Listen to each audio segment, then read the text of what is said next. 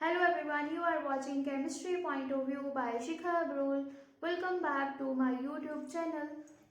In this lecture, we are going to proceed with the chemical properties of haloalkanes. Last lectures में हम लोग cover कर चुके हैं हमारी 3 केमिकल प्रॉपर्टीज ऑफ हेलोअल्केन्स, जिसमें हम लोगों ने आइसोमेरिज्म कर लिया था कवर और डीहाइड्रोहेलोजिनेशन कवर की थी और न्यूक्लियोफिलिक सब्स्टिट्यूशन रिएक्शंस कवर किया था। अब हमारी नेक्स्ट 4th केमिकल प्रॉपर्टी है, that is your reaction with metals.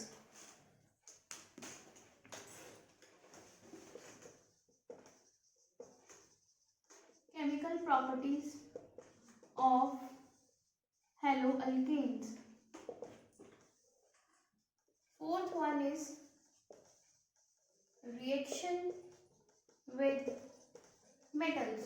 मतलब हम लोग क्या करेंगे, हेलोअल्केन्स को रिएक्ट करवाएंगे मेटल्स के साथ। इसमें हमारा फर्स्ट रिएक्शन है reaction with magnesium.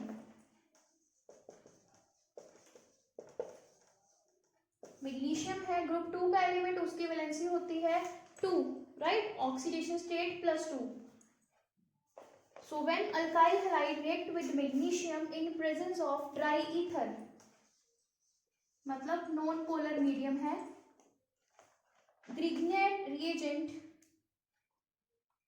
which is alkyl magnesium halides are formed। तो यहाँ पे हम लोग Grignard रिएक्शन कर रहे हैं in short. This is again one naming reaction, तो हम लोग ले रहे हैं RBr प्लस Mg। RBr क्या है, अल्काइल हैलाइड है जहाँ पे आपके पास हैलोजन है ब्रोमीन, और इसमें हमने ऐड किया magnesium in the presence of dry ether. ये हमने लिख दिया यहाँ पे, और हमारे पास जो प्रोडक्ट बनेगा RMgBr बनता है, which is your Grignard reagent. ये रिएजेंट का नाम याद रखना, ग्रिग्नार्ड्स रिएजेंट। और अब अगर मैं R ग्रुप को CH3 लिखती हूँ तो हमारे पास आप देख सकते हो in the presence of magnesium and dry ether जो प्रोडक्ट बनेगा that will be your CH3 MgBr which is methyl magnesium bromide. और अगर आप इसकी जगह बेंजीन लोगे C6H5Br, बाकी कंडीशन सेम रहेंगी, तो प्रोडक्ट बनेगा आपके पास फेनाइल मैग्नीशियम ब्रोमाइड। मतलब मैग्नीशियम जो है वो R और X के बॉन्ड के बीच आ जाता है, ये चीज ये आपने याद रखना है। अब इसका फायदा क्या है, हम लोग इसको कहाँ यूज करते हैं, जो ये रिएजेंट बनता है synthetic utility of Grignard reagent means हम इसको कहाँ यूज करते हैं, क्यों बनाते हैं। So when Grignard reagent reacts with the compound containing active hydrogen, alkanes are formed. तो अल्केन्स को बनाने के लिए हम लोग ग्रिग्नार्ड रिएजेंट यूज करते हैं। फॉर एग्जांपल हमारे पास ये ग्रिग्नार्ड रिएजेंट है, राइट, और हम ले रहे हैं इसमें H2O वाटर, जिसको मैं इस फॉर्म में लिख रही हूँ H पॉजिटिव OH नेगेटिव। तो यहाँ पे क्या होगा, CH4 बन जाएगा और जो मैग्नीशियम है वो बना लेगा HOMgBr। मतलब ये जो बॉन्ड था ये ब्रेक हो गया, H पॉजिटिव जो था वो इधर चला गया, CH4 बन गया, और जो ये OH नेगेटिव था ये मैग्नीशियम के साथ चला गया, तो HOMgBr बन गया। जब हम लोगों ने ग्रिग्नार्ड रिएजेंट को यूज किया तो हम लोग मीथेन बना रहे हैं। दैट मीन्स हमें अगर कन्वर्जन करनी हो, हमें अगर ब्रोमोअल्केन को या bromomethane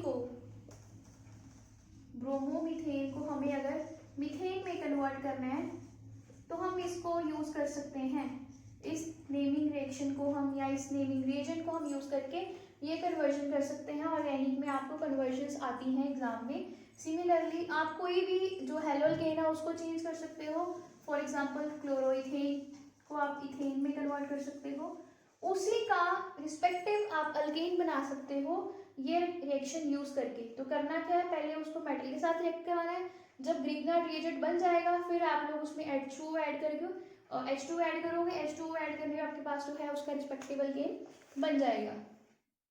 So this is all about the reaction with metals.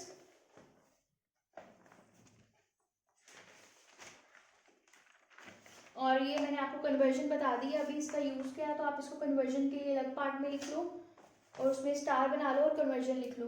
अब हमारा ए पार्ट के बाद बी पार्ट है रिएक्शन विद सोडियम। पहले हमने कौन सा मेटल यूज किया, मैग्नीशियम। अब हम बात कर रहे हैं सोडियम की। मैग्नीशियम था ग्रुप 2 का, सोडियम है ग्रुप 1 का। इसकी वैलेंसी 1 होती है और इसकी ऑक्सीडेशन स्टेट होती है +1।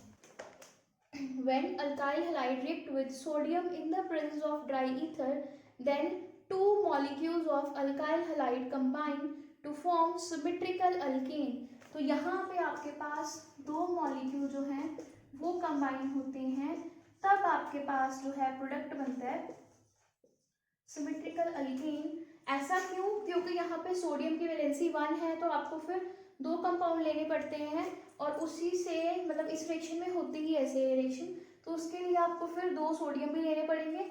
हो क्या रहा है बेसिकली आप देख सकते हो, ये जो क्लोरीन थे ये चले गए सोडियम के साथ और हमारे पास जो प्रोडक्ट बना वो बन गया CH3 plus 2 NaCl। This is the product formation in the presence of dry ether. ये दोनों बार सेम रहा, जब भी हम मेटल को रिएक्ट कराएंगे चाहे हम मैग्नीशियम ले चाहे हम सोडियम ले, हमें यही सॉल्वेंट लेना पड़ेगा dry ether. This reaction is named as a Wurtz reaction. Naming के लिए याद रखना इस रिएक्शन को। One of the important reaction हर बार पेपर्स में आती है, चाहे आप किसी भी बोर्ड के हो, क्वेश्चन पेपर देख लेना प्रीवियस। वुड्स रिएक्शन किसी ना किसी फॉर्म में आती है, कई बार डायरेक्ट नेम में आ जाती है, कई बार रिएक्टेंट दिया होता है, प्रोडक्ट बनाने को बोला होता है। और मेक दिस थिंग क्लियर, आप लोगों को एक ही ग्रुप दिया होता है, क्वेश्चन कैसे आता है इसका आपको बताया नहीं होता, कई बार ऐसे लिखा होता है कंप्लीट द फॉलोइंग रिएक्शन, और आपको ये कंपाउंड दिया होता है और पूछा होता है कि क्या होगा और यहाँ पे ड्राई ईथर होता है, तो आपको अंडरस्टैंड है कि यहाँ पे सोडियम और ये है और ड्राई ईथर है, तो आपको वुड्स रिएक्शन करनी है, तो आपको खुद ये रिएक्शन बैलेंस करनी है। 2 मॉलिक्यूल ये ले हैं, 2 मॉलिक्यूल ये, और फिर आपको प्रोडक्ट बना देना है 2 NaCl और आपके पास बन गया इथेन। तो इसको आप कन्वर्जन के लिए भी यूज कर सकते हो। क्लोरोमीथेन को अगर इथेन में कन्वर्ट करना है तो यहाँ पे आप लोग एक कार्बन इजीली जो कन्वर्जन करने के लिए ऐड अप कर सकते हो। जो पहले वाली कंडीशन थी वहाँ पे मैग्नीशियम वाले केस में, वहाँ पे आप कार्बन को इंक्रीज या डिक्रीज नहीं कर सकते थे कन्वर्जन के लिए, यहाँ पे आप लोग एक कार्बन इंक्रीज कर सकते हो। मतलब आप लोग मीथेन से इथेन बना सकते हो, आप लोग इथेन से ब्यूटेन बना सकते हो, मतलब डबल हो जाएगा, जितने कार्बन यहाँ लोगे उसका डबल।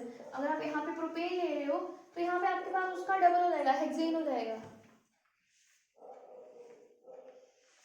और यही चीज इसका प्लस पॉइंट है और यही चीज इसका माइनस पॉइंट है, जो इस रिएक्शन की लिमिटेशन है कि यहाँ पे हम लोग सिमेट्रिकल बना सकते हैं, 2 से 4 कार्बन बना सकते हैं, 4 से 8 कार्बन बना सकते हैं, बट हम लोग odd number of carbon atoms का प्रोडक्ट नहीं बना सकते। हम 3 कार्बन वाला प्रोडक्ट नहीं बना सकते, हम 5 कार्बन वाला प्रोडक्ट नहीं बना सकते, मतलब हम अनसिमेट्रिकल अल्केन फॉर्म नहीं कर सकते। This is a limitation of a Wurtz reaction.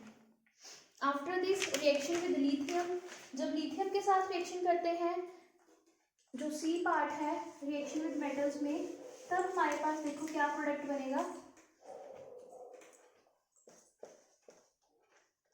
In reactions को आप लोगों ने याद रखना है। 2 लिथियम कंबाइन हो गए, सेम रीजन, ये भी उसी ग्रुप का है, ग्रुप नंबर 1 का। In the presence of dry ether आपके पास प्रोडक्ट बनेगा CH3CH2Li which is lithium plus LiCl। उसके बाद है आपका डी पार्ट, यहाँ पे आप लिखोगे रिएक्शन विद जिंक। आज के इस लेक्चर में हम लोग रिएक्शन विद मेटल्स ही करेंगे, इनको आप इस लेक्चर के बाद साथ में याद कर लेना, इजी रहेगा। जो आप जिंक के साथ रिएक्ट कराओगे तब आप देखो आपको 2 जिंक लेने पड़ेंगे, अगेन ड्राई ईथर, प्रोडक्ट आपके पास बनेगा CH3CH2 का ट्वाइस, क्योंकि यहाँ पे हमने 2 यूनिट ली हैं और जिंक की ऑक्सीजन स्टेट रहती है +2, जिसके कारण आपको ऐसे लेना पड़ेगा एक, और ये बन गया ZnCl2। और लास्ट रिएक्शन है मेटल्स में लेड के साथ, रिएक्शन विद लेड एलॉय। जब आप लोग लेड एलॉय यूज करोगे तब आपके पास क्लोरोइथेन में लेड ले रहे हो साथ में और सोडियम है, ठीक है, लेड एलॉय है मतलब वो है presence of sodium lead alloy. तो आपके पास जो प्रोडक्ट बनेगा दैट विल बी CH3CH2, जो इथेन था, इथाइल यूनिट 4 आ जाएंगी, साथ में आ जाएगा lead plus 4 NaCl plus 3 lead units. तो ये रहेगा product reaction with lead alloy के साथ। This is all about the reactions of metals with alkyl halides और हेलोअल्केन्स, जिसमें आप लोगों ने स्टार्टिंग की मैग्नीशियम के साथ। मैं रिवाइज करवा रही हूँ, एक बार याद रहेगा आपको। मैग्नीशियम के साथ जब आप रिएक्शन करवाते हो अल्काइल हैलाइड की तो आपके पास ग्रिग्नार्ड रिएजेंट बनता है। जब आप लोग सोडियम के साथ करवाते हो तो आपके पास वुड्स रिएक्शन आती है। देन आपने सी पार्ट किया, लिथियम के साथ रिएक्शन करवाई तो आपके पास ये प्रोडक्ट बना। With the presence of zinc हमारे पास ये प्रोडक्ट बनता है, और last with the lead alloy हमारे पास ये प्रोडक्ट बनते हैं 3। सो आई होप ये आपकी जो 5 रिएक्शन आज आपने की हैं ये आपको अच्छे से समझ में आ चुकी हैं, और इनको अच्छे से याद कर लो बिकॉज ये आपको रिएक्शंस याद करनी है, पेपर में आती हैं। So thank you for watching this channel, thank you for watching the full lecture, and see you in the next lecture with the next chemical property. Till then, revise this, learn these reactions and try to understand the mechanism. जब हम आगे जाके reaction करेंगे और जिसमें mechanism आएगा तब आपको अच्छे से क्लियर हो जाएगा न्यूक्लियोफिलिक इलेक्ट्रोफिलिक सब्स्टिट्यूशंस क्या होती हैं। इसके लिए आपको +1 की नॉलेज होनी बहुत ज़रूरी है, इसलिए आपको इंडक्टिव इफेक्ट, इलेक्ट्रोमैग्नेटिक इफेक्ट, वो सारे कंसेप्ट जो है हाइपर कॉन्जुगेशन वो अच्छे से आने चाहिए। So thank you, see you in the next lecture. Till then, revise this and don't forget to press the bell icon, share this video with your friends, and don't forget to subscribe my channel. Thank you.